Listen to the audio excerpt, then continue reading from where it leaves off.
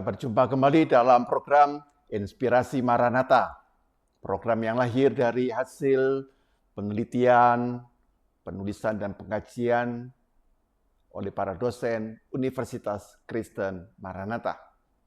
Pada kesempatan ini kita akan membahas satu sistem yang menarik yang akan dipaparkan oleh dosen Maranatha dari Prodi Teknik Industri, Bapak Dr. Andrianto.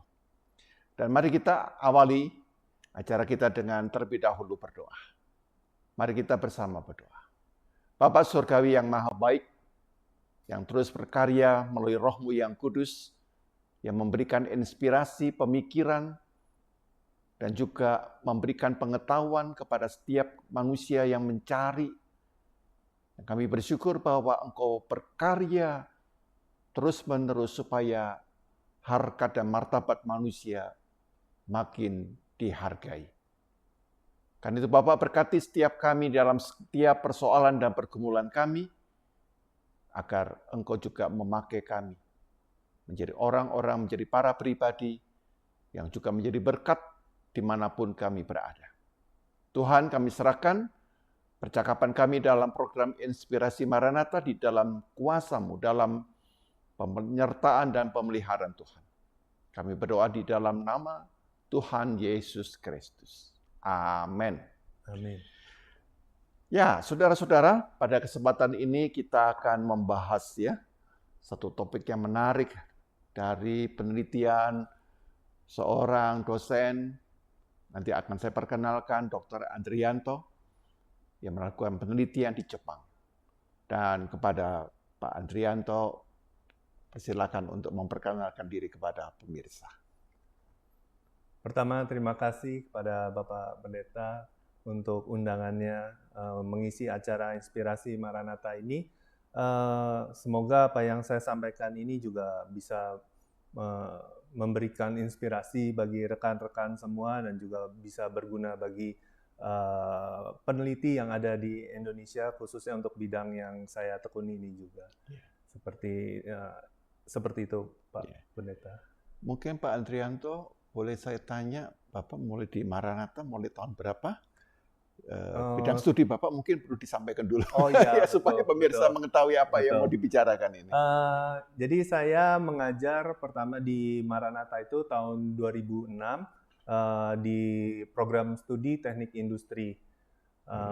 Waktu itu memang saya belum mendapatkan gelar doktoral, jadi waktu itu saya masih menggunakan gelar master saya yang saya juga dapat dari Jepang waktu dulu tahun 2005 saya lulus, lalu 2006 saya mengajar di Maranatha di teknik industri, seperti itu. Ya. Jadi Bapak magisternya itu dari Jepang? Iya, juga di lalu Jepang. Lalu S3-nya juga dari Jepang ya Pak? Betul Pak, betul. Oke. Jadi Bapak lulusan dari mana? S1-nya dulu? Kalau S1 dulu saya dari Jakarta di Universitas Trisakti. Oh ya, Trisakti. Sama teknik industri juga. Oh ya. Background-nya teknik industri. Baik. Bisa diperkenalkan juga kalau Bapak berkenan keluarga Bapak supaya pemirsa menjadi lebih dekat kepada Pak Andrianto. Silakan. Baik Pak. Jadi keluarga saya masih keluarga bukan keluarga besar, keluarga kecil. Jadi istri saya juga satu, bukan dua, gitu. Lalu kemudian anak saya ada dua. Dua-duanya perempuan. Di situ yang pertama juga masih SMA kelas 2 dan yang kedua itu juga masih kelas 3 SD. Jadi ya ini menjadi tugas dan tanggung jawab saya juga untuk mendidik mereka supaya mereka juga bisa memiliki pandangan yang lebih maju gitu untuk di zamannya mereka. Ya. Terima kasih Pak Andrianto. Dan saya sempat membaca satu jurnal yang Bapak tulis ya. Kalau saya terjemahkan ke dalam bahasa Indonesia itu judulnya kira-kira penerapan large space untuk menyelidiki perilaku pejalan kaki ketika mereka berinteraksi dengan kendaraan self-driving ya. Ya, betul. Di ruang bersama. Ya, betul. Ya kira-kira seperti itu. Nah Pak Andrianto, apakah bisa dijelaskan latar belakang penulisan dan Bapak topiknya ini kok seperti yang justru di Indonesia tuh saya lihat itu jarang diperhatikan. Betul, betul. Interaksi antara pejalan kaki dengan kendaraan gitu ya. Nah, ini saya kira menarik ya. Kelihatannya sepele, tetapi di dalamnya mengandung satu pemikiran yang tidak mudah, dan Pak Andrianto bisa menempuh satu proses pendidikan khusus dalam hal ini doktoral. Dia salah satunya ini ya Pak, salah satu bagian ya Pak ya dari Salah hasil satu studinya. bagian dari penelitian yang harus saya selesaikan. Betul, Ya. Pak. Betul. Kalau disertasinya Bapak dalam bidang ini dalam topik ini atau topik yang lain? Jadi saya cerita sedikit. Ya, Untuk silakan. yang akan disampaikan sekarang itu adalah salah satu proyek yang memang dijalankan oleh profesor saya. Jadi dia memang ada pekerjaan gitu untuk menangani masalah rencana Jepang ke depan untuk masalah transportasi. Jadi kira-kira tahun 2025 itu Jepang memiliki rencana untuk menggunakan kendaraan otomatis Ya. untuk melayani public transportation. Jadi transportasi umum itu mereka gitu akan ya. menggunakan autonomous vehicle di sana. Nah, jadi Jepang itu melakukan banyak penelitian. Salah satunya adalah penelitian yang memang profesor supervisor saya kerjakan. Lalu beliau minta saya sebagai bagian dari penilaian untuk doktoralnya saya. Jadi saya harus mengerjakan atau membantu dia menyelesaikan satu proyek ini, gitu. Yaitu tentang interaksi antara orang lanjut usia dengan kendaraan otomatis di ruang bersama. Ruang bersama itu jadi ruang yang kendaraan bermotor seperti sepeda motor atau mobil gitu atau sepeda dan juga pejalan kaki itu bersama-sama menggunakan jalan yang sama tanpa ada seperti rambu lalu lintas atau misalnya ada marka jalan atau misalnya ada perbedaan tinggi jalan. Jadi di situ mereka akan share ruang bersama untuk beraktivitas atau berjalan atau berpindah tempat seperti itu, Pak. Ya, jadi tampaknya itu yang menjadi latar belakang penulisan ini gitu, Pak. Betul. Kalau boleh dikatakan Bapak di sana itu dalam meneliti ini sekitar berapa lama itu, Pak?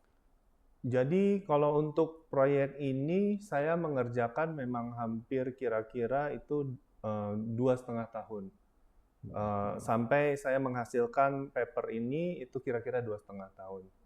Paper ini sendiri memang sudah disajikan di International Conference IEEE di situ untuk virtual reality teknologi. Ya. Jadi di sini saya memperkenalkan karena penelitian saya ini menggunakan salah satu fasilitas yang namanya itu ada Empowerment Studio, itu ada salah satu fasilitas di University of Tsukuba yang di situ kita sebut large space, nanti akan dijelaskan mungkin lebih lanjut di situ. Nah, menggunakan fasilitas tersebut kita bisa memperagakan bagaimana interaksi pejalan kaki itu dengan kendaraan tapi secara virtual, Pak. Kira-kira seperti itu. Ya, menarik ya. Bayangkan untuk penulisan seperti ini membutuhkan hampir 2,5 tahun. Betul. Ya, kita bersyukur ya bahwa dalam program Inspirasi Maranatha ini Pak Andrianto bisa memberikan satu ulasan ya bagi kita, dan saya kira kita perlu menyimak dengan lebih baik lagi.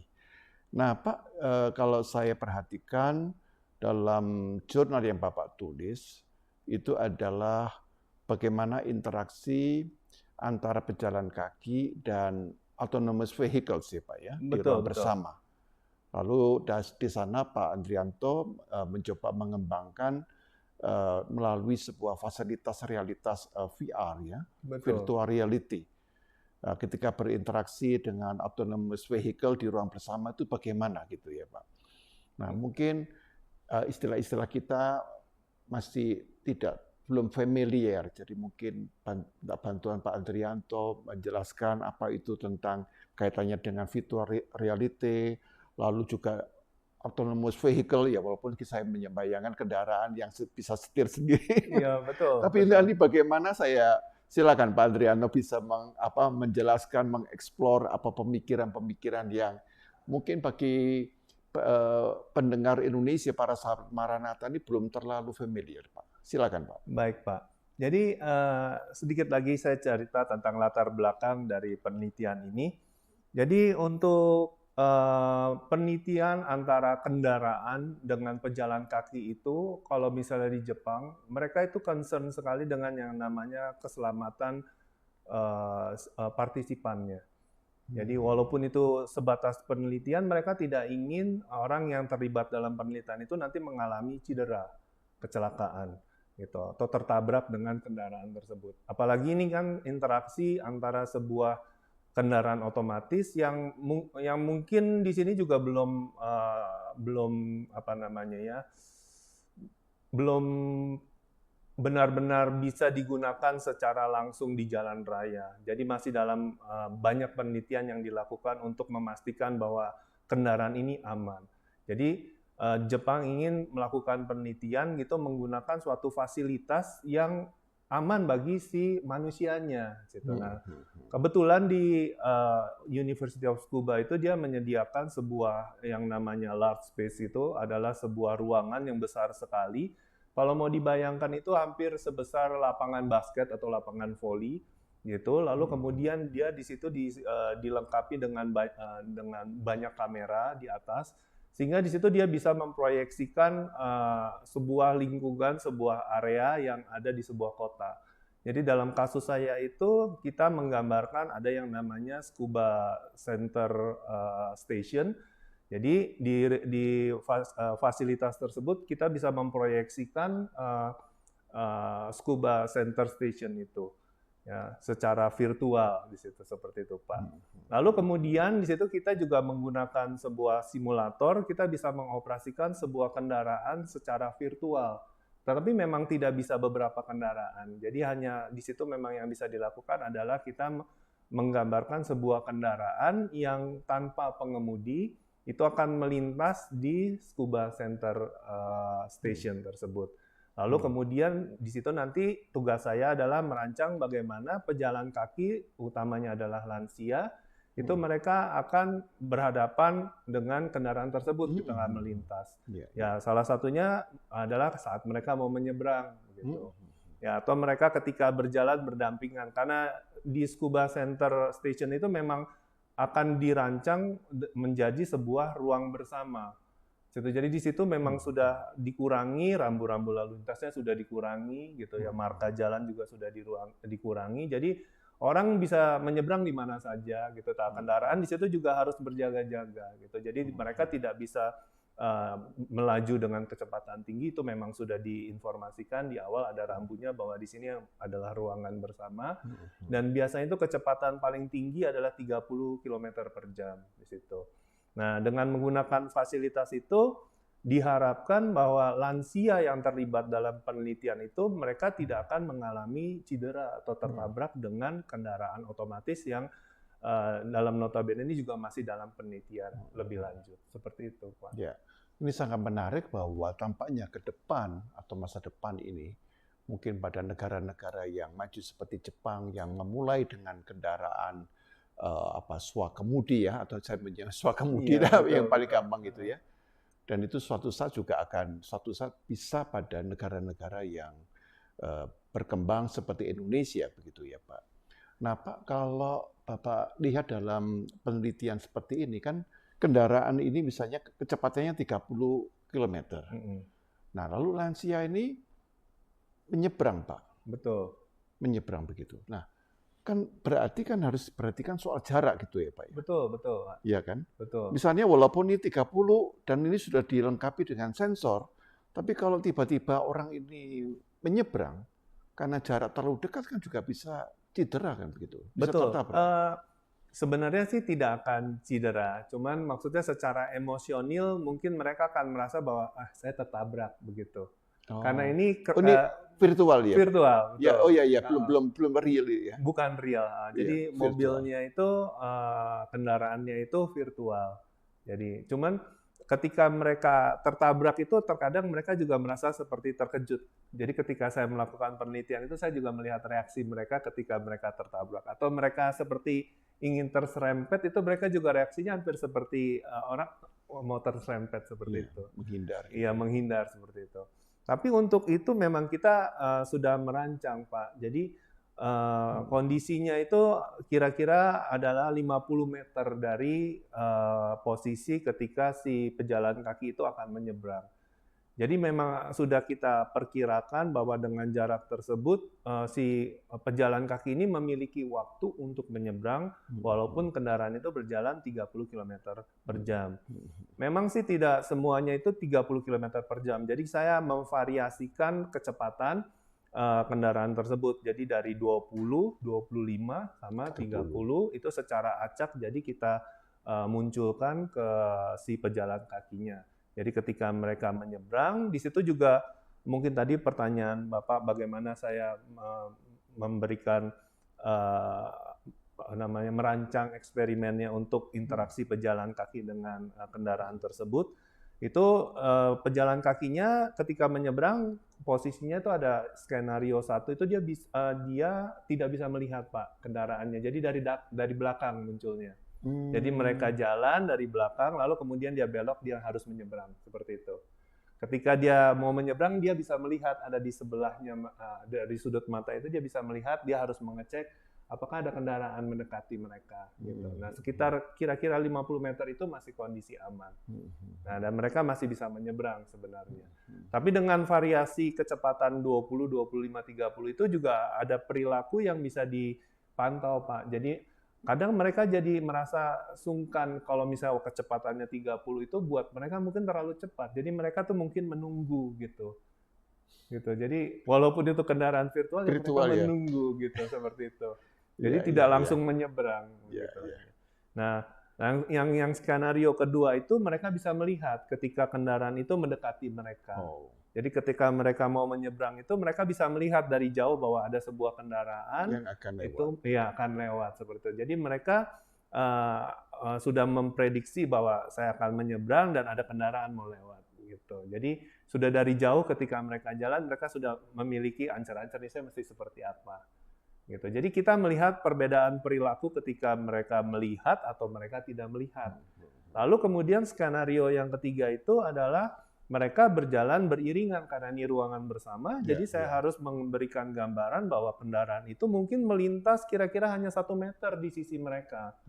Gitu. Apakah mereka kemudian jadi terkejut gitu melihat kendaraan gitu, atau mereka bereaksi normal-normal saja seperti itu. Nah, memang ada beberapa juga yang seperti terkejut gitu loh, tetapi reaksi mereka sepertinya masih natural saja. Ya mungkin seperti ada sepeda motor lewat atau misalnya ada sepeda lewat gitu ya, mereka akan sedikit terkejut, tapi mereka tetap berjalan.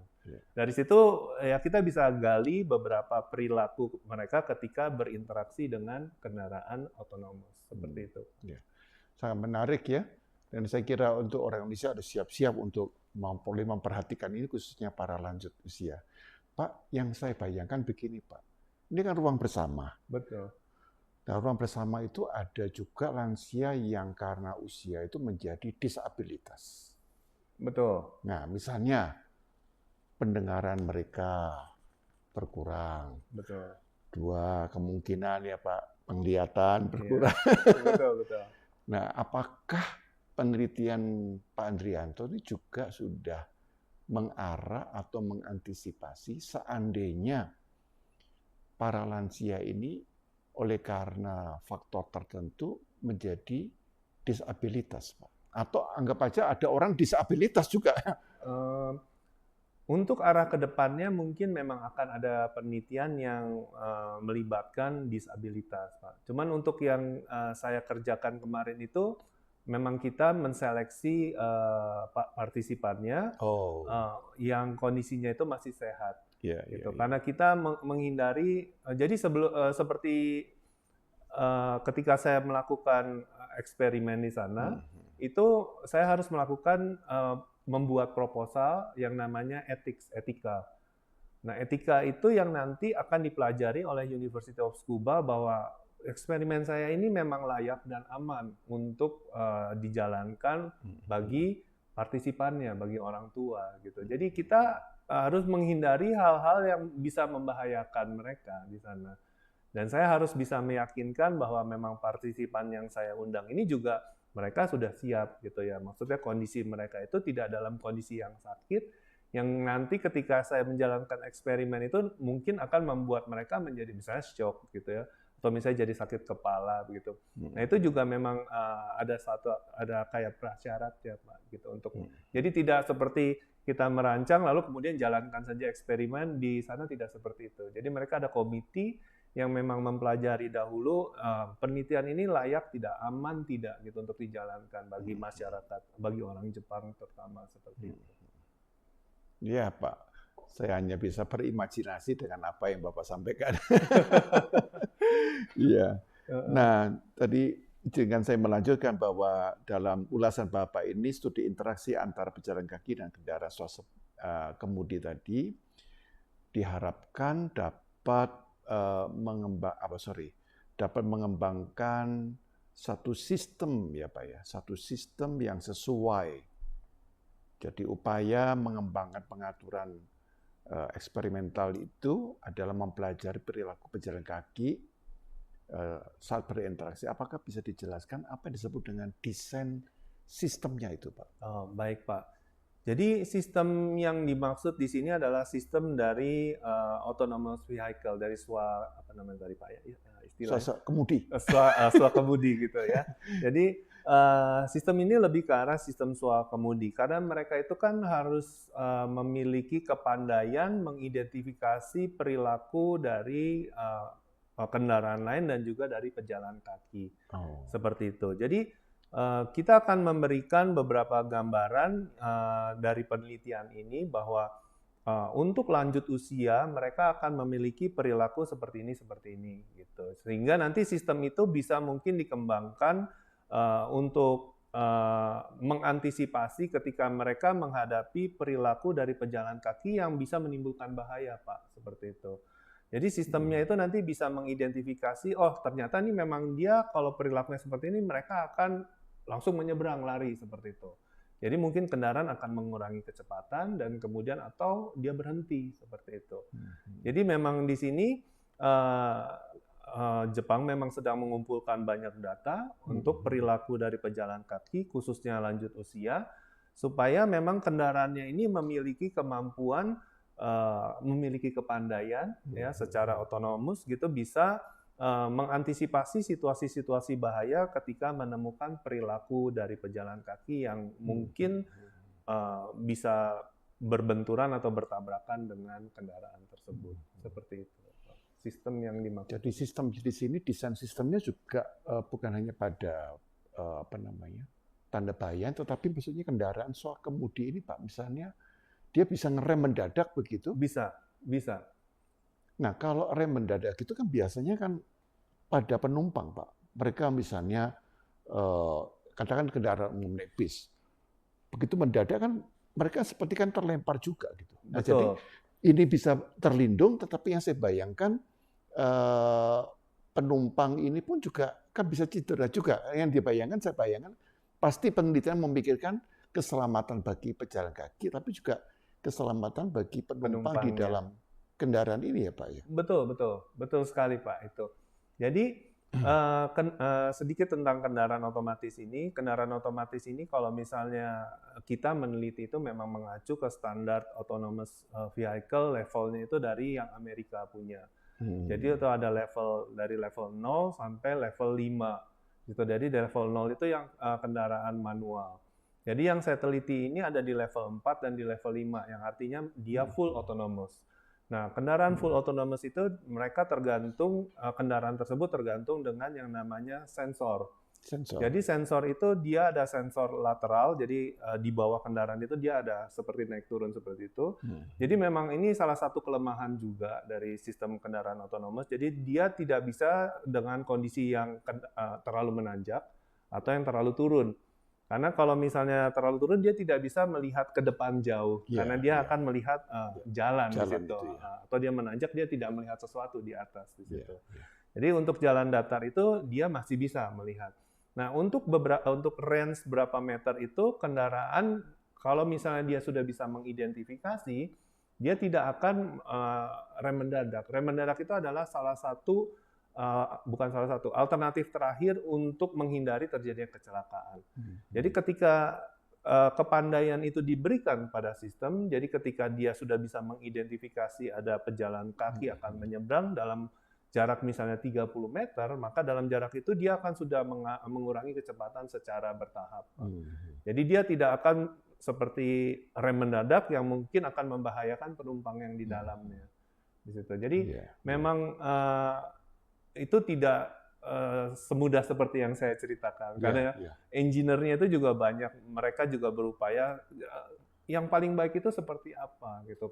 Mereka harus bisa mengurangi kecepatannya itu yang paling nyaman itu berapa besarnya. Itu juga masih mereka teliti. Masih ada prosesnya ya Pak? Iya betul Pak. Karena saya pernah naik satu kendaraan, dan ini kebetulan kendaraan ya yang terbaru, ada unsur semi.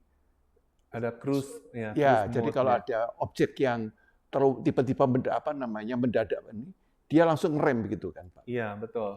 Nah, justru ini saya lihat yang saya alami itu, Pak. Kebetulan kami ini mobilnya ini seperti beriringan. Iya. Nah, yang ya katakan aja gitu, waktu itu mobilnya Maranatha. Jadi mobil Maranatha itu ada 3, Pak. Mobil yang saya naikin, lalu nomor 2 itu juga mobil Maranatha, nomor 3 juga mobil Maranatha. Jadi beriringan. Nah, tapi tiba-tiba pada waktu jalan itu ada mobil yang rem mendadak, lalu ini dia ngerem Pak, tek gitu. Oh. Langsung mobilnya Maranatha ini beruntun Pak, menabrak sana. Oh. Jadi pada hari itu mobilnya Maranatha tuh langsung 3 itu kena tabrakan beruntun gitu kan. Jadi saya membayangkan memang untuk swakemudi ini masih membutuhkan masih banyak perlu penelitian. Iya, betul. Karena yang tadi untuk salah satu level 0 sampai level 2 itu, kalau yang banyak di kendaraan sekarang itu ada yang namanya cruise mode. Jadi kalau misalnya kita di jalan tol, kita bisa aktifkan itu, lalu kendaraan itu akan maintain kecepatan yang sama, yang menyesuaikan dengan kecepatan kendaraan di depannya. Gitu ya. Iya, dia jaga jarak, jaga jarak seperti itu. Tapi dalam satu kondisi tertentu, dia perlu di take over sama drivernya. Jadi kondisi cruise mode itu sebenarnya pengemudi tidak boleh santai lihat handphone, lepaskan aja gitu. Ya nggak bisa. Jadi dia tetap harus standby melihat situasi jalan itu seperti apa. Begitupun dengan level 3 untuk autonomous vehicle. Level 3 itu pun dia full otomatis jalan gitu. Dia sudah bisa belok, dia bisa mendahului gitu kendaraannya. Tetapi ada kondisi di mana ketika si sistem itu tidak mengenali tidak bisa mengidentifikasi kondisi bahaya yang di depan, dia akan pasang yang namanya alarm supaya di take over sama drivernya. Jadi driver yang harus mengambil keputusan dan ambil kendali untuk kendaraan tersebut. Gitu. Tetapi untuk yang cruise mode itu kan dia tidak bisa mendahului. Nah, itu level 2. Tapi kalau level 3 itu dia sudah bisa, Pak. Oh, bisa. Dia bisa mendahului. Jadi kalau misalnya di sini lambat, itu dia bisa mendahului ke kanan. Seperti itu. Tetapi untuk beberapa kondisi memang dia tidak bisa mengambil keputusan sistemnya karena dia tidak memahami perilaku yang ada di sekitarnya. Database mereka memang belum lengkap seperti itu. Jadi ketika dia tidak bisa mengidentifikasi perilaku jalan, lalu dia akan berikan alarm untuk si drivernya itu take over. Jadi dia harus ambil kendali di situ. Nah, untuk level 4 dan level 5 itu sudah hampir dibilang full otomatis gitu. Jadi dibilang bahwa hampir seperti kalau level 4 itu mungkin kalau saya bisa gambarkan seperti autopilot, Pak. Pilot itu ya, jadi pesawat gitu terbang ya. Memang ide dari autonomous vehicle itu adalah dari autopilotnya pesawat terbang sana. Karena pesawat terbang itu kan untuk mencegah terjadinya human error di sana, maka dibuat sistem otomatis di sana. Jadi ketika dia sudah mencapai ketinggian tertentu, autopilot dinyalakan, pesawat akan terbang sesuai dengan koordinat yang memang di-input di sana. Jadi kondisinya itu kan memang seperti otomatis saja, sampai kemudian dia sampai di koordinat tertentu, si pilot harus ambil alih untuk mendaratkan. Nah, itu hampir seperti itu, Pak, kalau level 4 dan level 5. Gitu. Tapi level 5 itu untuk kendaraan otomatis, dia memang benar-benar full sampai bisa menjemput dan kemudian berhenti sendiri sendiri gitu tanpa ada intervensi dari si pengemudi. Kalau itu level Dan 5. luar biasa itu ya. Ya, tapi itu masih seperti apa ya? Jepang sendiri itu juga belum merekomen untuk kendaraan full otomatis itu jalan di jalan rayanya mereka. Karena mereka itu belum merasa ini bisa benar-benar menjamin keselamatan lalu lintas. Seperti itu, Pak. Ya, ya. Waduh, luar biasa, Pak. Apa yang Bapak sampaikan itu ya. Mungkin kelihatannya bagi sahabat Maranatha ini, itu masih terlalu jauh. Tapi saya katakan teknologi itu kadang-kadang membuat kita bisa kaget-kaget, bisa kecepatannya tuh, karena COVID itu contohnya. Betul, Orang betul. dipaksa pakai Zoom semua. Betul, betul, betul. Sama COVID kan kita kan agak berlama-lama ya, Pak Iya. ya. Interaksi secara digital atau online begitu kan. Tapi karena satu kondisi akhirnya ini sekarang sudah menjadi hal yang biasa begitu. Betul. Sebenarnya yang seperti Bapak bilang ya, Jepang itu juga karena mereka jumlah lansia itu semakin besar. Besar ya. Dan mereka itu ternyata memang masih aktif gitu ya di masyarakat gitu. Seperti contoh dalam penelitian saya itu ibu-ibu usia sekitar 70-an, 69, 70 itu, wah jalannya itu masih lebih cepat dari saya, Pak. Dan mereka bersemangat sekali gitu. Dan ketika saya interview mereka gitu, mereka juga bilang bahwa mereka itu ikut seperti klub jalan. Mereka malah ikut seperti apa namanya trekking naik ke gunung gitu. Mereka juga ada Hiking ikut gitu. seperti hiking seperti itu.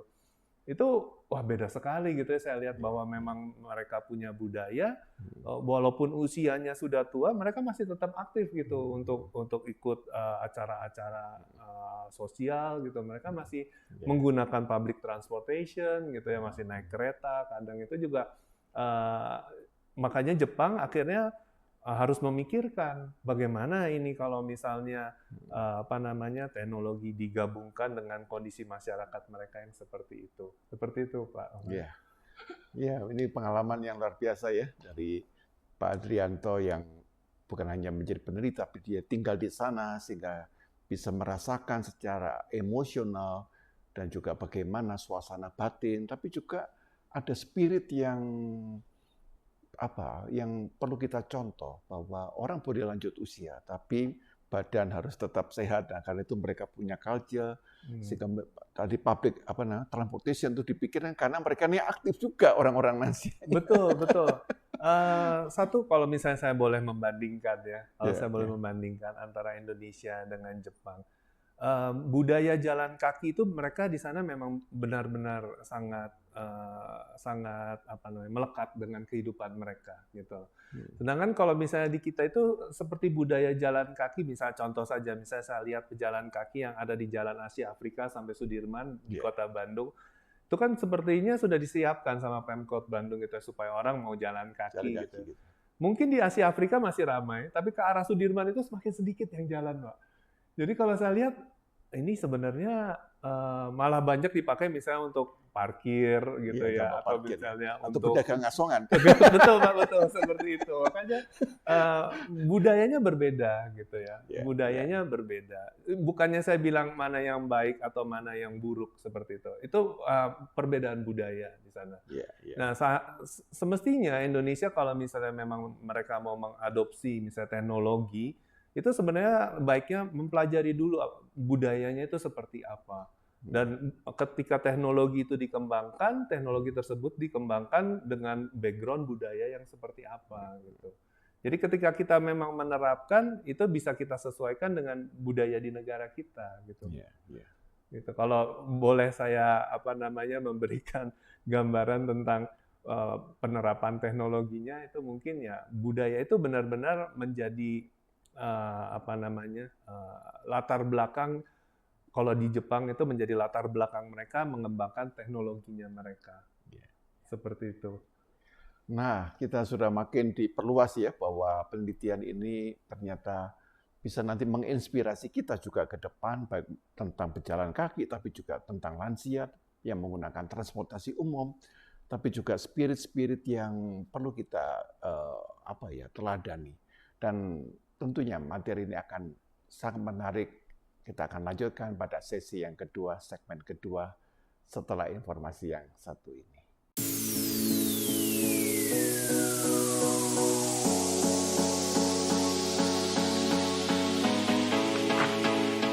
Program Sarjana Teknik Industri Universitas Kristen Maranatha memiliki 146 SKS dan dapat ditempuh dalam waktu 4 tahun. Memiliki 3 kelompok bidang keahlian: optimisasi sistem industri, manajemen industri, serta perancangan produk dan ergonomi. Kegiatan perkuliahan juga didukung dengan teknologi modern, melalui software dan fasilitas laboratorium yang mendukung perkuliahan dan praktikum. Robot Magician, Virtual Reality, Driving Simulator, Minefield Essence Skin Response, 3D Printer. Untuk meningkatkan daya saing, lulusan diberikan kemampuan untuk merancang sistem yang didukung teknologi terkini. Karena itu, pada semester 6, mahasiswa berkesempatan memilih salah satu alternatif kurikulum, yaitu kurikulum teknik industri yang diperlengkapi dengan kurikulum minor dari program Sarjana Teknik Informatika, dengan mata kuliah sebagai berikut. Ayo, bergabung di kurikulum mayor minor teknik industri, Universitas Kristen Maranatha.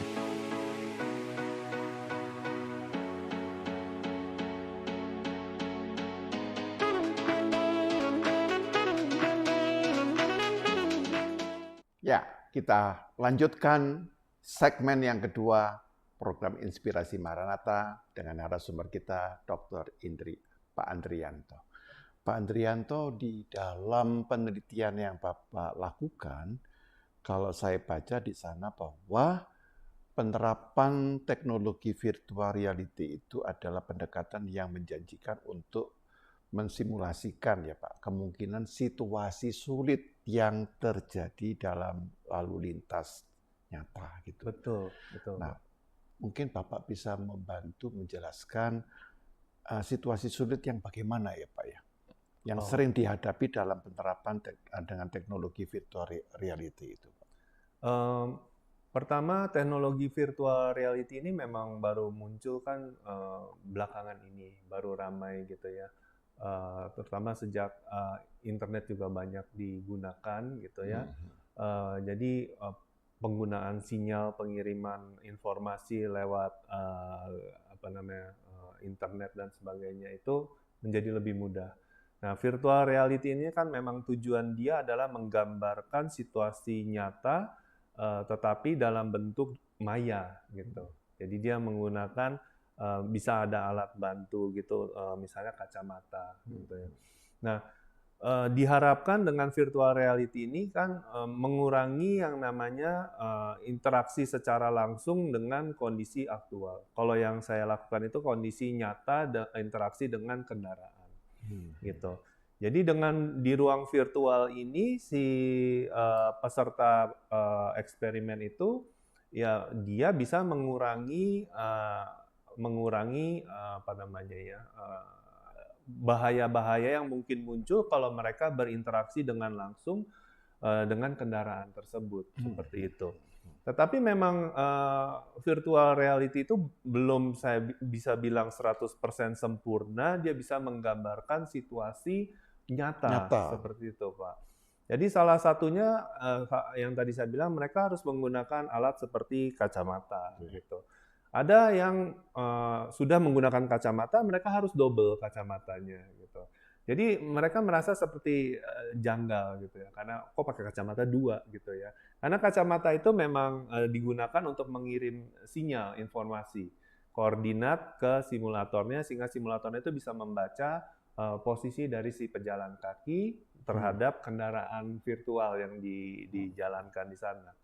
Nah, ketika dia menggunakan kacamata, mereka bergerak itu terkadang mereka juga seperti canggung. Karena koordinasi antara mata dengan gerakan mereka itu jadi seperti berbeda. Berbeda gitu. ya. Walaupun mereka melihat seperti ada gambaran tentang Scuba Center Station, tetapi ada beberapa posisi gitu ketika mereka bergerak, mereka jadi seperti pusing gitu. Ya, karena di situ kan image-nya mengikuti gitu ya, mengikuti gerak kepala gitu, menggerakkan posisi mereka berdiri seperti itu. Nah, mereka tuh terkadang jadi pusing sehingga ketika mereka berjalan karena ini lansia, jadi mereka itu seperti bingung arah gitu. Koordinasi arah mereka jadi bingung. Jadi untuk eksperimen dengan menggunakan virtual ini kalau saya lakukan kemarin itu tidak bisa secara langsung, Pak. Jadi kita perlu ada kayak latihan di awal untuk membiasakan mereka terhadap ruang virtual gitu ya. Lalu mereka memahami bahwa ruang virtual ini seperti apa. Mereka mencoba untuk berjalan di ruang virtual seperti itu, lalu ada kendaraan. Setelah mereka merasa bahwa ya oke, nyaman, baru kita bisa jalankan eksperimen. Seperti itu, Pak. Yang disebut situasi sulit itu ya, Pak ya. Iya, betul. Artinya bagi tiap-tiap lansia bisa berbeda-beda ya, Pak ya. Betul, situasi betul. sulitnya ya, Pak. Ya. Karena satu masalah usia, makin usia juga bertambah usia, mungkin daya tangkap mereka untuk menerima instruksi atau menerima sesuatu yang mengganggu gerak mereka yang sehari-hari kok begini tiba-tiba begini. Iya, betul, betul. Itu kan juga menjadi satu proses yang tidak mudah. Betul, betul, Pak. Dan yang kedua adalah nanti apalagi kalau lansia ini mulai mengalami amnesia.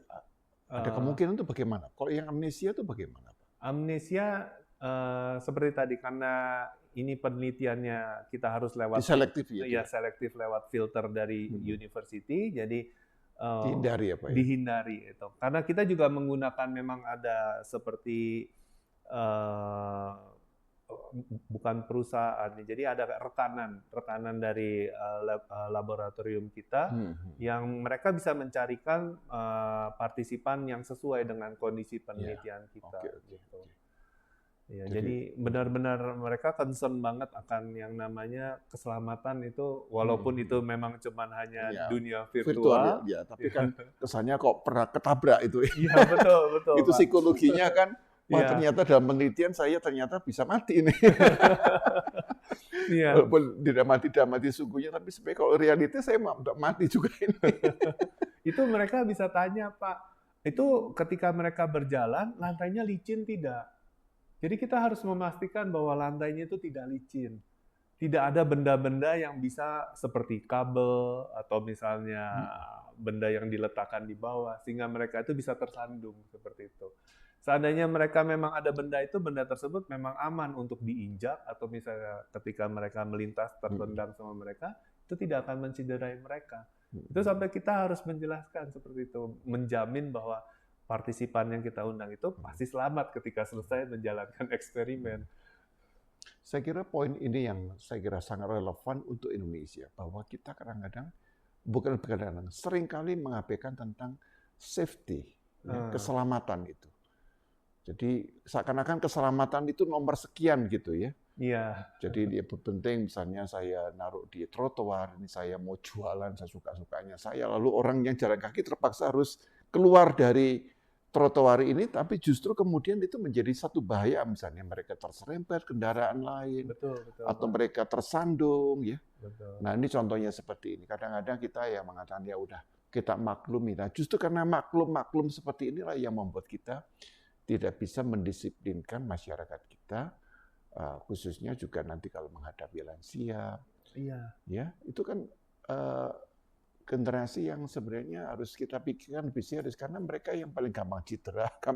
Iya, betul. Betul apa tidak ya, Pak? Jadi cuman saya kurang ini ya, kalau melihat lansia di Indonesia mungkin mereka tidak terlalu banyak aktif juga ya kalau misalnya di masyarakat. Maksudnya menggunakan public transportation itu masih tidak terlalu sering kalau misalnya saya bandingkan seperti betul. Di Jepang gitu ya.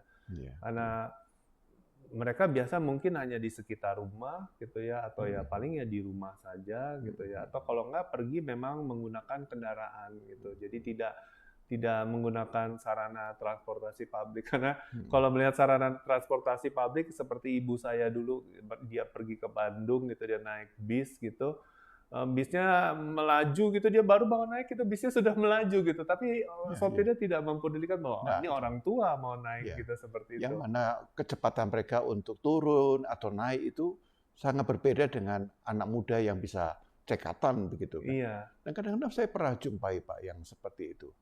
Ketika saya di Surabaya pada waktu itu pernah menggunakan kendaraan umum. Jadi ada orang tua yang mau turun, Pak.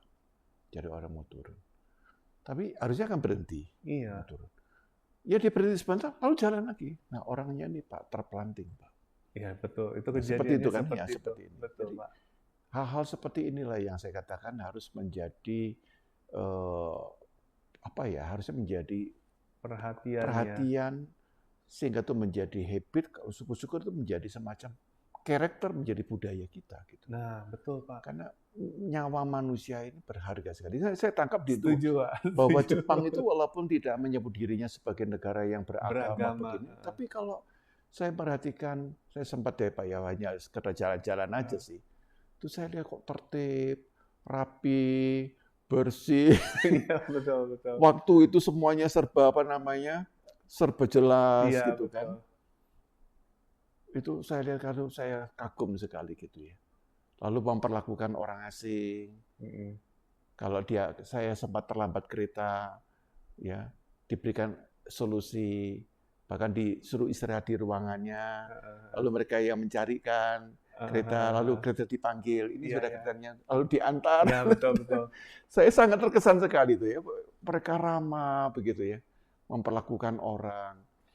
Nah sebenarnya orang Indonesia kan juga sama dikenal sebagai bangsa yang ramah. Ramah, ya ya. kan? Indonesia itu kan, tapi ramahnya ini perlu pada tingkat yang memperhatikan safety. Betul, Pak. Gitu ya. Betul. Jadi bukan hanya ramah misalnya menyambut orang, menyapa, tapi harus pada tingkat untuk bagaimana orang ini aman gitu. Sepertinya untuk masuk di level itu perlu ada yang namanya respect, Pak. Respect. Ya. Iya. Kalau di Jepang itu mereka mau respect gitu ya. Mereka mau menjaga yang namanya kestabilan dari sebuah komunitas di situ. Ya komunitas itu bisa kecil, bisa semakin besar. Tapi mereka berusaha jaga komunitas itu dengan mereka respect. Walaupun mereka punya sesuatu atau yang ingin unek-unek apa, mereka akan jaga respect supaya orang yang di sekitar mereka itu juga tidak terlibat dengan urusan pribadi mereka gitu. Jadi mereka akan menghargai ini orang asing walaupun mereka itu mungkin mengacaukan komunitas mereka, ya baiknya mereka dibantu supaya komunitas ini tidak semakin kacau seperti itu gitu. Jadi mereka memiliki respect gitu. Mereka merespek orang bahwa oke lah mereka memang perlu dibantu dengan suatu kondisi seperti ini gitu. Nah, jadi mereka akan berusaha untuk memahami kondisi orang lain juga gitu. Nah, makanya dengan seperti itu mereka bisa memikirkan yang namanya keselamatan bersama gitu. Kalau kita kadang ya berpikir tentang keselamatan oke, tetapi seperti kurang respect gitu loh antara pejalan kaki, pengendara sepeda motor gitu. Kalau misalnya kita mau lihat saja di jalan raya seperti itu. Penghargaan antara saya sebagai pejalan kaki, saya sebagai pengendara sepeda motor, atau saya sebagai pengemudi mobil itu seperti terkadang saya yang paling utama, pokoknya saya duluan gitu, nggak bisa yang lain, pokoknya mesti mengalah sama saya gitu. Itu bukan sesuatu yang menggambarkan bahwa dia respect dengan sesamanya mereka. Jadi ada unsur egoistik ya gitu. Iya, seperti itu gitu. Nah, ini kita juga belajar satu filosofi yang berharga di samping tadi soal VR tadi ya. Iya, betul. Nah, Pak, saya melihat dalam arti respect ini, Bapak juga mengulas tentang ruang bersama ya. Bapak sebutkan ruang bersama itu adalah jalan yang dirancang untuk meningkatkan pergerakan dan kenyamanan pejalan kaki dengan mengurangi dominasi kendaraan bermotor ya. Jadi di sana Bapak sebutkan tidak ada trotoar, tidak ada perbedaan level jalan yang memisahkan ya pejalan kaki dan kendaraan. Semua pengguna jalan baik mobil, sepeda dan sebagainya pejalan kaki punya hak yang sama begitu. Nah, Pak, kira-kira ini kan Bapak melihatnya di Jepang gitu ya. Iya. Lalu Bapak masuk Indonesia apa tidak mengalami culture shock gitu ya? Nah, itu kira-kira gimana dan apa yang bisa mungkin suara kita semoga didengar juga oleh pemerintah. Mungkin Bapak bisa menyampaikan apa yang Bapak lihat di situ. Mungkin kalau misalnya saya tangkap dari pertanyaan ini, apakah mungkin ruangan bersama itu diterapkan di Indonesia seperti itu, Pak? Kira-kira seperti itu. Seperti yang tadi mungkin Bapak juga sudah sampaikan, bahwa tiap orang yang menggunakan jalan itu akan memiliki hak yang sama. Sama. Ya, berarti tiap orang itu memiliki kesadaran bahwa saya ini memiliki hak yang sama dengan yang lain di situ. Yang seperti tadi kalau saya singgung mengenai namanya respect di situ berarti mereka memang harus menghargai walaupun dia hanya seorang pejalan kaki dan dia lansia, dia tetap memiliki hak untuk berjalan di jalur yang mereka mau pilih di sana. Jadi kalau memang dia jalannya lambat ya kita hargai bahwa memang dia berjalannya memang lambat karena mereka itu lansia. Dan bukannya berarti kemudian kalau misalnya saya naik sepeda lalu kemudian saya merasa arogan, kamu mah lambat gitu. Itu tidak menunjukkan suatu respect bahwa kita memiliki hak yang sama di sana gitu. Nah, untuk menerapkan ruang bersama di Indonesia mungkin perlu banyak penelitian, perlu banyak sosialisasi mengenai kesadaran bahwa kita itu walaupun beda kendaraan, beda alat atau beda alat transportasi untuk mencapai tujuan, tetapi hak kita di jalan itu adalah sama untuk mendapatkan pelayanan dan menggunakan fasilitas bersama-sama gitu. Jadi bukan saya yang harus lebih diutamakan, yang ini mah nanti dulu gitu. Kalau yang ini mah harus mengalah dulu dengan saya. Pokoknya yang jenis seperti ini itu adalah misalnya kendaraan besar itu harus selalu mengalah terhadap kendaraan yang kecil. Tapi terkadang kalau saya lihat tidak seperti itu juga gitu. Karena terkadang kendaraan yang besar pun akan menyadari bahwa saya kendaraannya besar, saya bisa memberikan impact yang berbahaya gitu terhadap kendaraan yang kecil. Tetapi terkadang kendaraan yang kecil itu tidak menyadari bahwa kendaraan yang besar itu bisa berbahaya bagi mereka gitu. Nah, kalau mereka tidak menyadari itu, walaupun yang kendaraan besar berusaha bagaimanapun, ya mungkin kecelakaan mungkin tidak bisa dihindari. Apalagi kalau misalnya itu ada di ruang bersama, di mana mungkin tidak ada rambu, tidak ada marka jalan, gitu ya, bahwa kita menyadari, saya memang mesti jalannya lambat di sini. Saya tidak boleh cepat-cepat. Ya udah jalan lambat, tidak boleh ada klakson-klakson. Ini lama gitu, di klakson-klakson itu. Ya sadar kita masuk di ruangan yang memang kita menggunakan sama-sama, ada orang jalan, ya udah.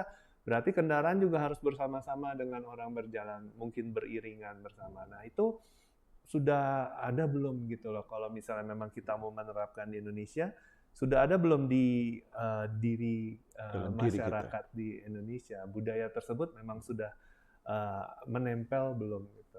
Kalau misalnya itu masih belum, berarti kan yang namanya ruang bersama itu tidak menjadi ruang bersama, gitu ya. Ruang bersama itu nanti mungkin malah menjadi tempat jualan gitu. Bukannya untuk tapi untuk orang datang lalu berdagang di sana gitu. Akhirnya jadi tidak jelas yang namanya ruang bersama itu harus tujuannya seperti apa dan siapa saja yang bisa menggunakan di sana itu menjadi tidak sampai dengan harapan untuk mengutamakan pejalan kaki, keselamatan pejalan kaki di sana. Apa yang Bapak terangkan itu menarik. Saya hanya, ini bahasa saya, itu ada filosofi hidup di ruang publik. Kira-kira seperti itu. Ya. Karena ada ruang privat, ada ruang publik. Iya. Jadi bagaimana sikap kita di ruang publik gitu. Kalau di ruang privat ya kita boleh, tanda petik sesuka-suka kita sendiri asal tidak mengganggu orang lain. Iya, gitu. betul. Tapi ketika kita berada di ruang publik, di sana sebenarnya ada nilai-nilai, ada culture yang dalam tapi sebenarnya fundamental. Yang harus kamu taati tadi salah satu adalah setuju. respect. Betul, setuju, Pak. Itu poin utamanya. Nah, kadang-kadang itu orang lupa bahwa di ruang publik ini dia harus menghindarkan semua egonya. Misalnya kadang-kadang ini tidak semua sih. Orang punya kendaraan yang besar, Pak, ya, seperti tingkat Pajero atau tingkatnya Fortuner. Ini berapa kali diamati oleh kepolisian bahwa mereka seringkali yang menjadi pelanggar. Gitu. Misalnya tidak semua loh ya, pelanggar karena apa? Merasa kendaraannya besar gitu. Iya. Arogan gitu. Arogan gitu. Ya. Tapi juga tanda petik kendaraan-kendaraan kecil seperti sepeda motor juga punya arogansinya sendiri. Betul. Jadi ini yang besar punya arogansinya sendiri, yang kecil punya arogansinya sendiri. Lalu yang biasanya yang enggak punya apa-apa yaitu pejalan kaki. Nah, ini yang biasanya yang gampang disingkirkan, diklakson. Jadi mereka ini Ya, seperti tanda petik itu disepelekan. Nah, ini saya kira tidak sesuai dengan nilai kultur bangsa kita. betul Pak. Sebagai bangsa yang tadi kita sebut bangsa yang ramah. Iya, Bangsa kita ini adalah bangsa yang mewarisi nilai-nilai budaya yang agung. betul, Ya. betul. Kita pernah punya kerajaan besar, Kerajaan Mojopahit. Ya. Kita punya kerajaan besar Sriwijaya. Ya. Dan nenek moyang kita itu adalah orang-orang yang dikenal sangat arif. Lalu kenapa kita yang di sini yang sekarang ini menjadi jauh begitu kan? Nah, Ya, mari kita kembali ya kepada akar kita, yaitu bahwa kita hidup di ruang publik itu justru mencerminkan siapa Anda. nah, sama yang tadi Bapak juga bilang ya, Jepang itu tidak mengakui bahwa dia itu menganut suatu agama Agama yang tertentu. ya. Tapi kalau kita mau lihat perilaku mereka justru menunjukkan bahwa mereka itu memiliki akhlak gitu ya, Ya, memiliki respect gitu terhadap bukan terhadap manusia saja, juga terhadap lingkungannya mereka gitu. terhadap hewan, saya perhatikan itu kan, Iya betul. Ya. terhadap lingkungannya, terhadap alam itu kan semuanya tertata dengan bagus. Nah itu memang Pak ada kadang-kadang dibedakan dan memang ada benarnya antara orang yang religius dengan spiritualitas. Jadi tidak otomatis orang yang religius itu memiliki spiritualitas tinggi. Oh, berbeda berarti. Berbeda. Nah, Jepang itu punya spiritualitas, tapi tidak mengarah kepada religiusitas. Nah, bangsa kita ini suka yang religiusitas, tapi mengabaikan spiritualitas. Ini menarik juga, Pak. Itu. Iya kan? Ya. Itu dua hal yang berbeda. Tapi bukan ranahnya engineering kali ya. Engineering. Nah, ini kan pas ngobrol tiba-tiba kita kemudian nemukan gitu kan. Iya, tapi memang ada irisan ya kalau mau dilihat ya. Betul, betul. Walaupun kita bicara sains, teknologi, tetapi untuk hal-hal seperti itu ternyata memang mendukung juga bagaimana sebuah teknologi itu bisa diterapkan ya Pak ya ternyata. Betul Pak. Jadi teknologi itu akan bisa bermanfaat kalau ada spiritualitas. Begitu tidak ada spiritualitas, Pak, dia akan menjadi bencana. Betul. Teknologi ini, misalnya, katakanlah bayi tabung yang tidak ada spiritualitas, tidak ada kode etik, bahaya sekali, Pak. Misalnya, orang bisa macam-macam, Pak, nanti bayi tabungnya saya letakkan di rahimnya mana tuh. Betul. Atau misalnya yang dibelah itu di cloning. Di cloning misalnya. Iya. Coba itu tambah spiritualitas, berbahaya sekali. Betul. Ya. Nah, jadi kita melihat ya bahwa alangkah baiknya kalau religiusitas kita ini bisa berintegrasi dengan spirituality. Betul. Dan dalam spirituality ini kemudian di sini ada science, ada teknologi. Gitu. Ya. Maka ini aman, Pak. Jadi 4 pilar ini menolong. Ada spirituality, ada religiosity, ada science, lalu ada teknologi. Ya. Maka di tengah-tengahnya ada skill gitu, ada kompetensinya. Ya, betul. Langsung rangkum ini ada 5 ini langsung rangkum semua gitu kan. Jadi menarik Pak ini. Menarik. Iya. Saya juga dapat pencerahan baru lagi ini. Sama-sama Pak. Pak, kalau boleh saya tadi Pak ya, Bapak sudah banyak tentang large space gitu Pak. Itu apakah di tiap-tiap daerah sudah dipikirkan tentang large space itu yang ruang bersama tadi itu Pak ya? Apakah itu masih ada di beberapa kota saja ataukah sudah mulai di ini bukan virtual ya? Ini virtual atau sudah reality? Untuk di Jepang memang belum semua daerah itu dirancang untuk ruang bersama atau share space seperti itu. Share space itu banyak memang di daerah Eropa, di benua Eropa. Negara-negara di Eropa itu banyak sudah menerapkan yang namanya share space.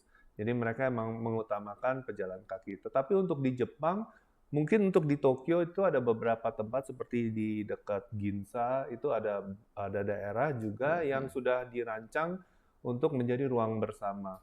Jadi di situ kendaraan memang jalan sudah harus pelan-pelan, dan kalau bisa ada orang berjalan melintas menyeberang, dia harus mengalah gitu. Dia harus menunggu gitu sampai aman baru dia boleh melintas seperti itu.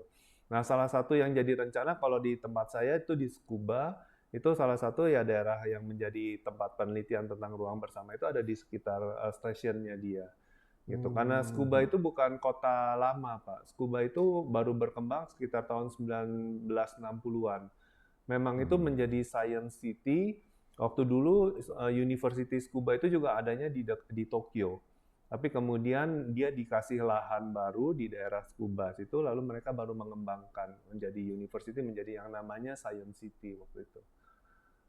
Gitu. Jadi itu kalau misalnya di Tsukuba ya ruangnya itu hanya di daerah sekitar Tsukuba Center, Tsukuba Station seperti situ. Jadi dia belum merata ke seluruh Jepang, itu belum diterapkan. Dan arahnya memang mereka mau seperti itu karena untuk autonomous vehicle untuk di transportation public, transportasi umum gitu, dengan situasi ruang bersama itu akan bisa saling terintegrasi gitu, lebih mudah mereka. Gitu, karena kendaraan otonomous itu kan tidak, jadi dia bisa berhenti di mana ketika ada pejalan kaki mungkin memanggil kendaraan tersebut menggunakan aplikasi, lalu kemudian dia bisa langsung datang gitu tanpa harus lihat ada rambu lalu kemudian berhenti seperti bis atau kereta secara lazim umumnya kan mereka berhenti karena ada stasiun mereka berhenti, ada halte mereka berhenti. Jadi untuk autonomous vehicle ini di public transportation ya konsepnya mereka dibutuhkan di mana mereka bisa digunakan seperti itu. Jadi ya yang kalau saya lihat dulu rancangannya ya dia akan menggunakan aplikasi. Jadi kalau misalnya di satu daerah di situ misalnya ada orang yang membutuhkan sarana transportasi umum, nah itu ada berapa orang, nanti ada berapa kendaraan bisa datang di daerah itu. Lalu kemudian mereka bisa gunakan transportasi umum tersebut yang tidak ada pengemudinya. Gitu. Jadi arahnya seperti itu kalau di Jepang kira-kira. Apakah yang Bapak sampaikan ini juga dalam catatan Bapak itu upaya mengkarakterisasi perilaku pejalan kaki? Ada 2 kriteria tadi, ada lintasan bagi para pejalan kaki, lalu juga ada kecepatan itu bagaimana Pak? Apakah dalam ini kaitannya di ruang bersama nih? Kalau misalnya perilaku pejalan kaki yang saya gambarkan dalam penelitian saya, itu jadi di sini saya harus bisa menggambarkan perilaku pejalan kaki yang memang sudah dipelajari oleh peneliti sebelumnya, Pak. Gitu.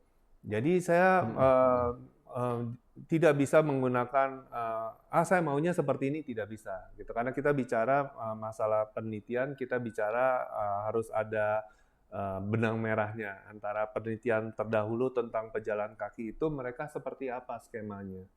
Jadi di sini yang saya pakai itu yang dikemukakan oleh ada bukunya itu Timmerman, pengarangnya namanya tahun 2009. Dia itu mengemukakan kalau perilaku pejalan kaki itu berdasarkan 2 asumsi yang tadi Bapak sebutkan itu. Jadi mereka akan berjalan mengikuti lintasan yang diberikan. Gitu. Jadi kalau misalnya kita kasih jalan, gitu, mereka akan pasti menggunakan jalur tersebut. Begitupun ketika saya melakukan penelitian ini, saya berikan path gitu. Jadi ada jalur mereka harus menyeberang seperti apa, itu saya ada kasih poin-poinnya. Jadi lewat poin A, lalu ke poin B, lalu ke C, lalu ke D gitu. Lalu kemudian dia bisa mengikuti alur tersebut. Tetapi di sini memang tidak menutup kemungkinan kalau mereka memiliki perilaku menyeberang. Terkadang kan ada orang yang menyeberangnya tidak mengikuti lurus seperti itu, tapi mungkin diagonal gitu. Nah itu kita bisa pelajari bagaimana perilaku mereka berjalan sesungguhnya. Walaupun mereka kita kasih yang namanya ada lintasan, apakah mereka itu akan berperilaku seperti itu? Seperti yang diharapkan. Gitu. Iya, karena ini memang diasumsikan bahwa pejalan kaki itu berjalan mengikuti lintasan yang diberikan. Lalu kemudian juga diasumsikan yang kedua itu kecepatan pejalan kaki menyeberang dipengaruhi kecepatan kendaraan yang melintas. Makanya ketika melakukan penelitian ini juga ketika si pejalan kaki akan menyeberang, kecepatan kendaraan itu juga kita variasi gitu Pak. Jadi karena dia ruang bersama maksimum adalah 30, 30 ya. makanya divariasi antara 20, 25, sama 30 di situ. Jadi kita lihat reaksinya pejalan kaki itu ketika kecepatannya 25 itu seperti apa, 20 itu seperti apa, 30 seperti apa. Mereka itu paling nyaman itu dengan kecepatan yang berapa ketika mereka mau menyeberang di situ. Jadi dengan mengikuti teori yang dikemukakan oleh Timmerman ini, maka saya bisa mengembangkan experimental design untuk interaksi pejalan kaki dengan autonomous vehicle seperti itu. Ya, luar biasa ya. Kita akan lanjutkan ulasan ini mendalam dalam segmen yang terakhir, segmen yang ketiga, setelah informasi yang satu ini.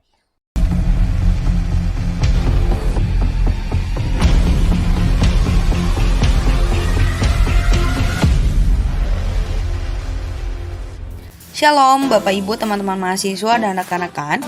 Berjumpa lagi di Maranatha Fellowship minggu ini. Kami akan menyampaikan beberapa informasi, di antaranya Bapak Ibu dan Saudara sekalian, jangan lupa saksikan Inspirasi Maranatha setiap hari Senin pukul 7 malam di platform YouTube Universitas Kristen Maranatha dan bisa juga diakses di platform YouTube Extreme Studio. Teman-teman mahasiswa, Bapak Ibu dan rekan-rekan, mari sama-sama kita merenungkan firman Tuhan setiap harinya. Dan renungan dapat disaksikan di Instagram Badan Pelayanan Kerohanian Universitas Kristen Maranatha. Untuk teman-teman mahasiswa, rekan-rekan saudara dan Bapak Ibu yang rindu melayani, Bapak Ibu bisa mendaftarkan diri melalui nomor WhatsApp yang tertera di layar. Kami juga mengucapkan selamat ulang tahun untuk Bapak Ibu yang berulang tahun di bulan ini ataupun di minggu ini. Kiranya Tuhan memberikan sukacita, berkat yang melimpah, serta damai yang sejahtera daripada Tuhan. Kami juga mengajak Bapak Ibu untuk bergabung dan mengikuti latihan Seraphim Choir yang diadakan setiap hari Selasa pukul 3 sore di Studio Seraphim lantai 1 GWF. Kembali kita masuk pada segmen yang ketiga dari program Inspirasi Maranatha bersama narasumber kita, Bapak Dr. Andrianto. Pak Andrianto, memang menarik sekali bahwa penelitian Bapak memberikan perhatian terhadap pejalan kaki yang lanjut usia, ya. Dan ini adalah orang-orang yang disebut kelompok senior, begitu ya.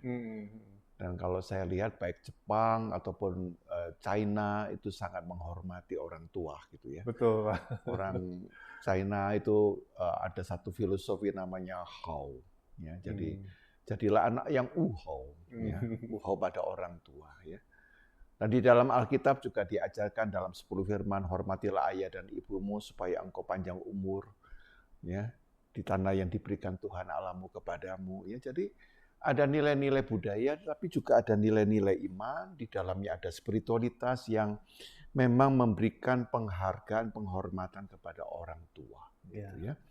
Dan dalam konteks ini sampai dikembangkan juga penelitian teknologi bagaimana memperlakukannya gitu kan. Iya betul. Jadi bagaimana bukan hanya menghormati begini gitu kan, tapi teknologi membantu mereka menciptakan respect itu kepada orang tua. Betul. Ini yang saya katakan bisa menggabungkan antara nilai dengan teknologi, Pak.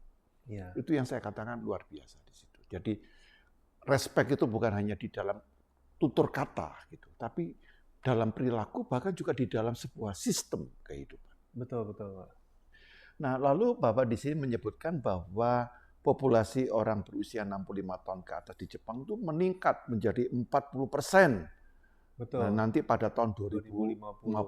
Bayangannya. Jadi dan mereka masih segar, masih produktif. Iya, mereka masih aktif. Gitu. Jangan sampai kita berjalan ya udah saya diam aja, makin banyak gerak kita kemudian ya ini betul-betul akhirnya otot tubuh kita nih melemah gitu, Pak. Di sana justru itu, Pak. Jadi kalau saya lihat ya, seperti yang membersihkan kereta gitu ya, atau terutama saya lihat itu kereta cepat. Kalau bisa di kita kan kadang arahnya sudah sampai, di balik kursinya diputar begitu kan. Yeah. Nah itu yang melakukan justru orang-orang lansia, Pak. Jadi yang bekerja itu mereka itu masih membersihkan gitu ya ruangan itu, lalu kemudian mereka putar putar apa namanya Kursi itu ya. kursi-kursinya itu. Lalu juga ada kita tinggal di dormitorinya university di situ. Lalu kemudian yang melakukan cleaning service itu juga orang lansia, Pak. Dan ketika kita coba tanya ngobrol sama mereka, mereka itu dulu pernah jadi presiden direktur, Pak. Presidir ya. Ya, presdir gitu loh. Tapi kemudian mereka itu setelah mereka lanjut usia, mereka masih tetap ingin aktif. Ya, untuk bekerja sebagai cleaning service pun mereka No problem. no problem. Tidak menjadi mereka Ya, seperti rasa rendah iya, diri. betul, Pak. Gitu Betul. ya. Itu yang saya, wah, mereka ininya mentalnya luar biasa gitu ya untuk seperti itu. Jadi walaupun mereka sudah tua, mereka mau tetap aktif. Ya mereka juga punya kesadaran bahwa mereka tidak mau memberatkan kaum muda karena kaum muda itu kan merasa bahwa mereka dibebankan pajak untuk membayarkan pensiun yang orang-orang tua itu, Pak, gitu. Ya. Nah, mereka itu ternyata masih aktif dan mereka itu juga tidak malu gitu untuk mengerjakan yang orang pikir ya menjadi Kerjaan yang dianggapnya itu kasar gitu ya. Iya, betul. Kerjaan kasar gitu kan. Betul. Itu saya kadang-kadang luar biasa, Pak ya.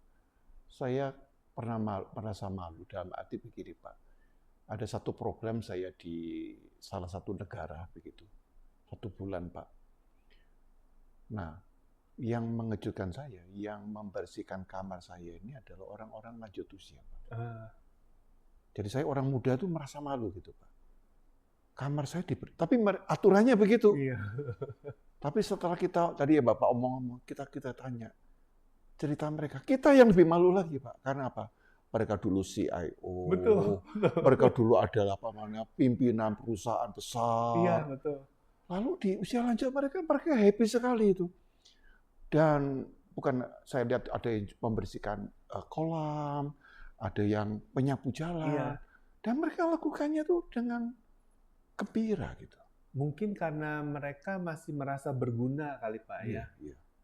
Perasaan saya masih bermanfaat bagi orang lain itu mungkin bisa menjadikan spirit buat orang tua untuk tetap aktif dan mungkin masih bisa ada, ya bukannya ada manfaat seperti barang, tapi maksudnya masih bisa memberikan kontribusi terhadap masyarakat seperti itu. Ya mungkin di Indonesia juga mestinya bisa seperti itu, Pak ya.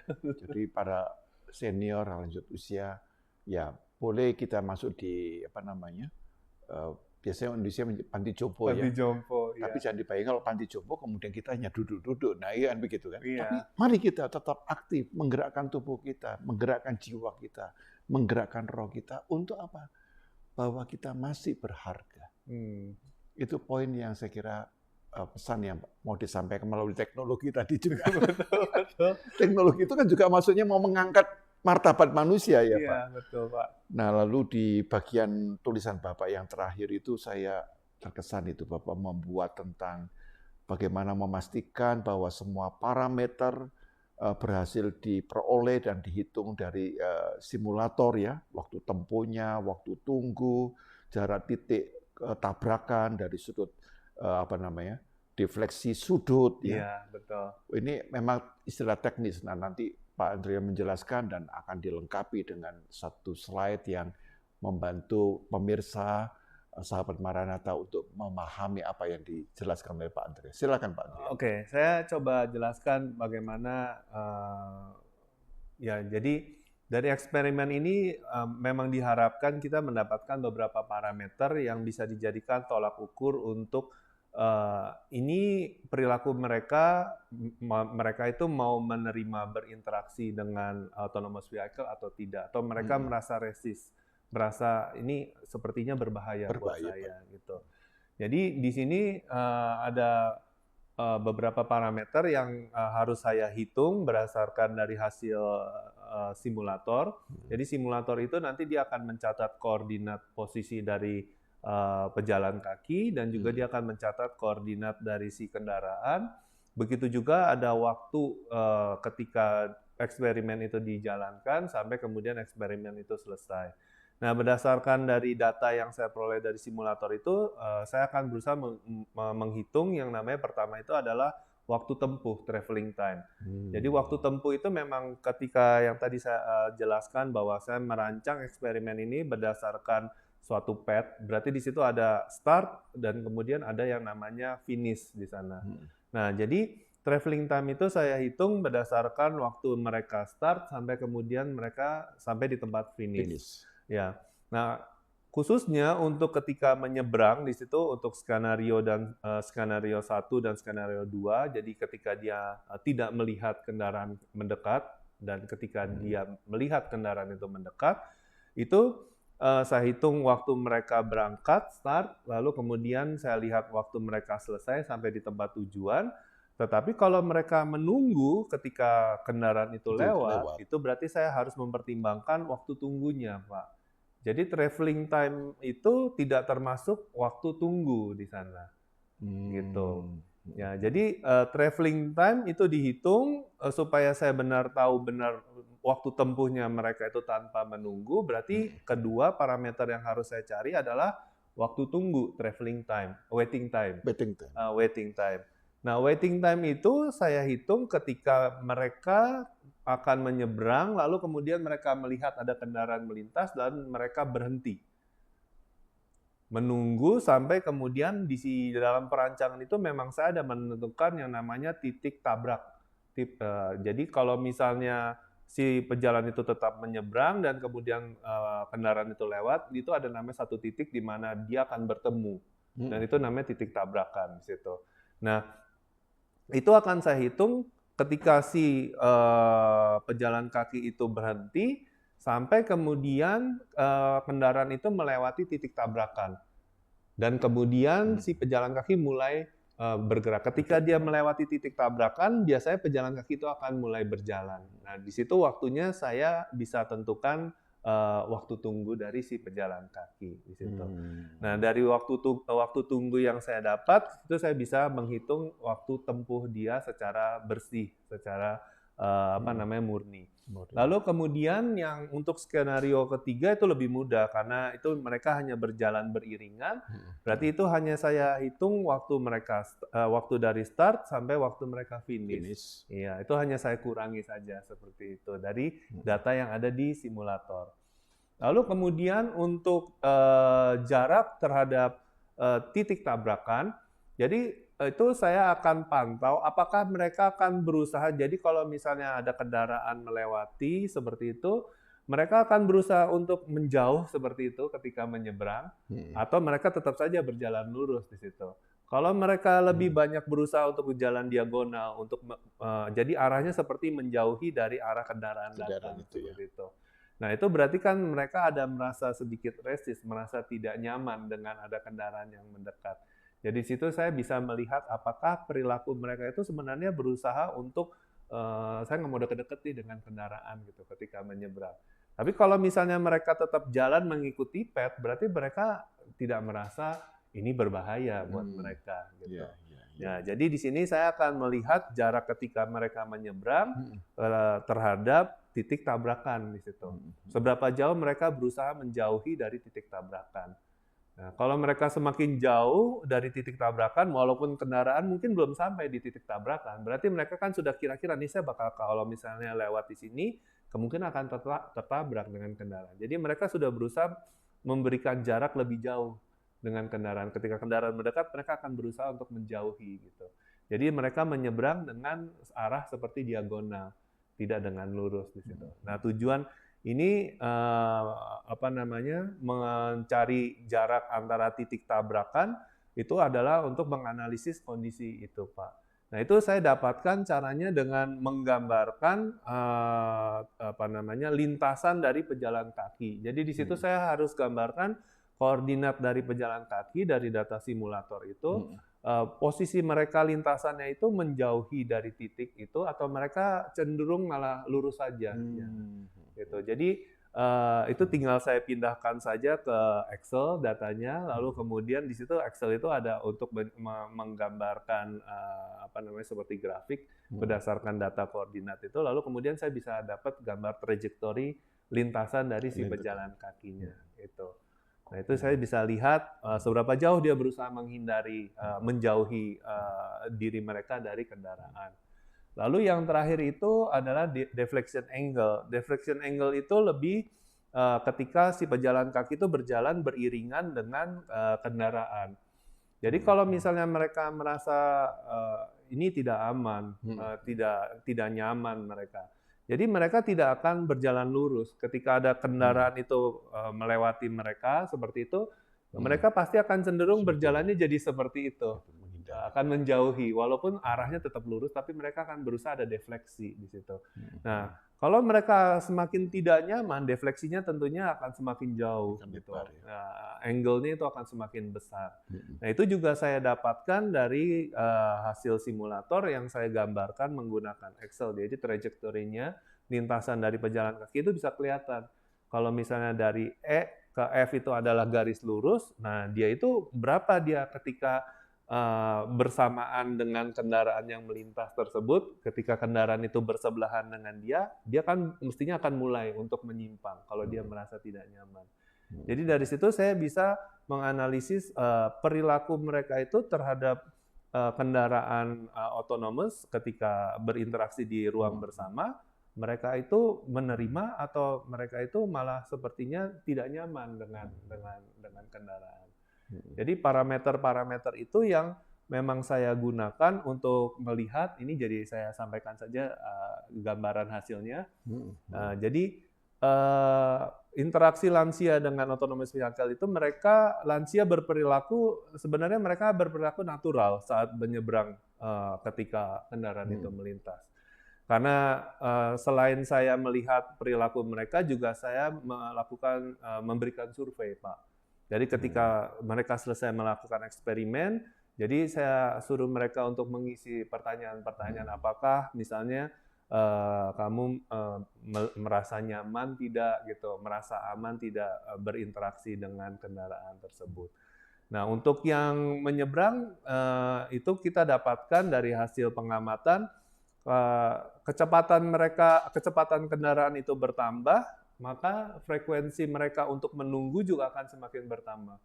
Jadi kalau misalnya yang 30 itu mereka akan lebih sering untuk menunggu dibandingkan kendaraan yang kalau misalnya 20. Nah, berdasarkan teori itu pejalan kaki secara natural ketika mereka menghadapi kendaraan yang semakin cepat, mereka akan berusaha lebih menunggu gitu.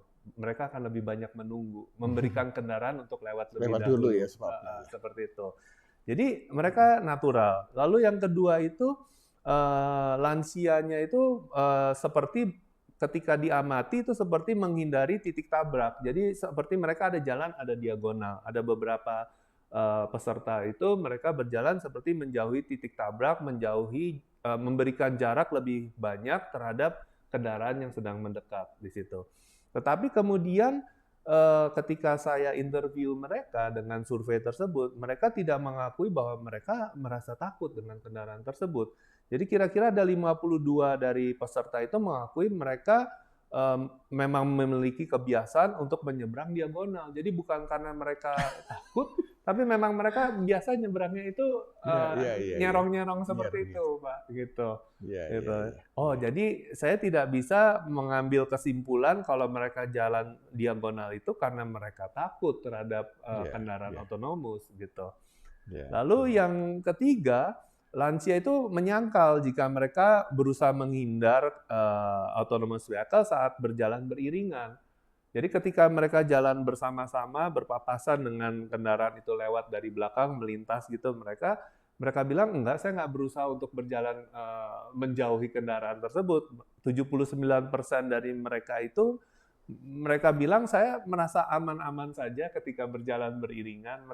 Kendaraan itu tidak seperti mengancam akan menabrak mereka seperti itu. Lalu kemudian yang terakhir itu dari hasil interview eksperimen yang saya lakukan, itu juga si lansianya itu berharap sebaiknya sih memang ada komunikasi dari kendaraan otonomous gitu, karena dia kan tidak ada pengemudi di situ. Tapi sebaiknya mungkin ada seperti lampu yang menyala gitu. Ini kendaraan otonomous misalnya, gitu ya. Atau kedua ada suara seperti suara. klakson gitu misalnya, bip bip gitu, bip bip gitu. Nah, oh ada kendaraan ini lewat gitu misalnya. Atau yang satu lagi juga ada menggunakan suara manusia. This is autonomous vehicle. Please berperilaku yang normal saja atau mungkin seperti itu gitu ya. Lalu yang kedua mungkin ada pakai musik, jadi ada lagu tertentu gitu. Jadi mereka tahu oh ini memang lagu yang khusus untuk kendaraan kemudi tadi. Iya. Jadi kesimpulan dari yang saya temukan di sini sebenarnya mereka oke-oke saja berinteraksi dengan autonomous vehicle. Walaupun mereka ketika saya tanya tentang teknologi ini, sekarang banyak ya teknologi baru, komentar mereka seperti itu. Saya tanya apakah mereka pernah menggunakan, ternyata mereka juga belum banyak yang menggunakan. Ya memang ada yang tadi kayak cruise drive gitu mereka sudah menggunakan, tapi benar-benar mengalami yang namanya autonomous vehicle mereka belum di sana. Tapi kalau misalnya mereka nanti akan berinteraksi di jalan dengan kendaraan otonomus, mereka sendiri tidak berusaha, tidak menjadi takut atau mereka itu menjadi cemas bahwa itu akan mengancam atau memberikan kondisi bahaya buat mereka. Seperti itu, Pak.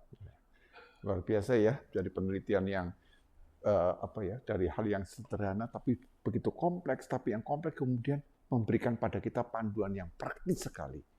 Nah, kita akan akhiri dengan mendengarkan satu closing statement dari Pak Andrianto.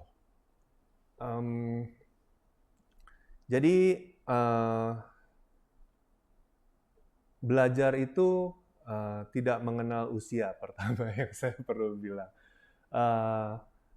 Walaupun usia, ketika saya menjalankan studi doktoral ini, usia saya juga bukan usia yang muda di situ. Karena ketika saya awali studi ini, usia saya sudah di 48 seperti itu. Jadi saya lulus itu di usia 50. Ya, jadi kalau memang mau tetap belajar itu ya bukan selalu saya bilang harus seperti ambil doktoral, tapi orang yang namanya belajar itu setiap saat memang harus belajar gitu, karena kita harus memberikan suatu nilai tambah dalam kehidupan kita yang tadi seperti didiskusikan dengan Bapak Pendeta di situ bahwa ada nilai-nilai tertentu seperti yang namanya spiritualisme gitu ya, spiritualitas di situ. Itu bukan sesuatu yang kita bisa kadang peroleh dengan belajar saja. Karena dengan saya belajar ini di negara yang berbeda, itu bukan cuma saya mendapatkan pengetahuan, tetapi saya juga belajar bahwa mereka itu juga menjadi orang yang humble, menjadi orang yang rendah hati gitu, bukannya menjadi arogan atau menjadi sombong dengan apa yang sudah dicapai. Lalu kedua, itu juga saya belajar bahwa ada yang namanya respect gitu, bahwa tiap orang itu unik, tiap orang itu berbeda gitu. Apalagi kalau misalnya hubungannya dengan ini ada lansia dan sebagainya dengan penelitian saya, itu respect memang sepertinya harus kita jaga selalu di sana. Nah, yang ingin saya sampaikan sebenarnya dari inspirasi ini, semoga apa yang saya dapat ini bukan hanya masalah dari bidang teknologinya saja yang tadi kita diskusikan bersama, tetapi ada hal-hal lain yang mungkin bisa menambah nilai kehidupan, Pak ya, mungkin ya seperti itu. Yang bisa menambah nilai kehidupan kita, membuat kita menjadi lebih berarti dan berguna juga bagi mungkin sesama kita dan juga bagi Tuhan juga seperti itu. Baik Pak Andrianto, terima kasih atas sharing, tapi juga wawasan-wawasan spiritualitas yang diperoleh dan juga dihayati oleh Pak Andrianto dan menginspirasi setiap kita. Nah, izinkan saya mengakhirinya dengan doa. Mari kita bersama berdoa. Bapa yang Maha Baik, Engkau adalah Allah yang penuh dengan kasih. Oleh karena itu di dalam kasih, Engkau mengajarkan kepada kami satu nilai yang berharga. Di dalam Kristus Engkau bersedia memberikan hidup, memberikan nyawa, berkorban, sacrifice. Dan itu dalam hidup sehari-hari juga kami butuhkan. Bahkan pada tingkat yang sangat praktis, sacrifice dimulai dari respect, mampu menghargai orang lain. Tuhan, kami doakan supaya Pak Andrianto Engkau lengkapi dengan segala karunia dan hikmat, agar penelitian yang dilakukan Pak Andrianto dan juga pengembangan penelitian berikutnya dan selanjutnya itu juga akan membawa dampak yang besar, khususnya bagi bangsa dan masyarakat kami di Indonesia melalui pengabdian Pak Andrianto di UK Maranatha.